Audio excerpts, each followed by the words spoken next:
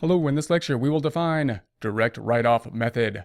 According to Fundamental Accounting Principles, Wild 22nd edition, the definition of direct write-off method is method that records the loss from an uncollectible account receivable at the time it is determined to be uncollectible. No attempt is made to estimate bad debts.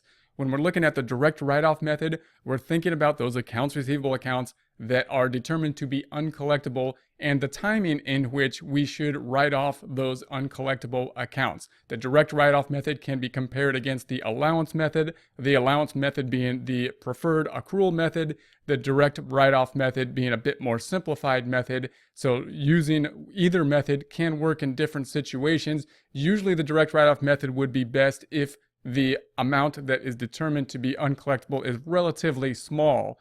For example, if we have the accounts receivable account here of $250,000, we determine that customer Smith, who owes us $9,000 of that $250,000, will not be able to pay us. They went bankrupt or whatever reason left, and we're just not going to get that payment. At some point in time, we're going to have to say, well, we're just going to have to recognize that fact and write down our receivable. We're going to have to say, okay, let's make a journal entry, lowering the receivable with a credit, and recording the related bad debt expense with a debit. So if we were to post that, then we're going to say that the accounts receivable is going to go down by that $9,000 to the $241,000, and the related bad debt expense is going to go up by that $9,000. That would reduce net income, and we're going to take it off the subsidiary account here, representing the fact that Smith it has been written off of the books. We're no longer owing us money at this point in time due to the fact that we wrote off that particular account.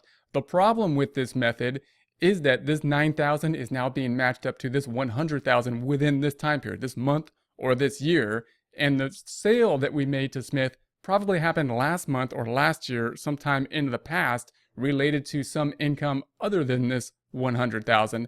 That means that the expense is not being matched to the same time period in which it helped to generate revenue, and that's a violation of the matching principle, an accrual principle. That's why the direct write-off method, although simplified and useful for small companies or when this bad debt expense is considered to be small or immaterial, is not preferred under generally accepted accounting principles, because the preference would have an allowance method in which we would have an estimate of these receivables that are going to be uncollectible and attempt to match the bad debt expense related to this $100,000, even though those are not going to become bad until the future. How do we do that?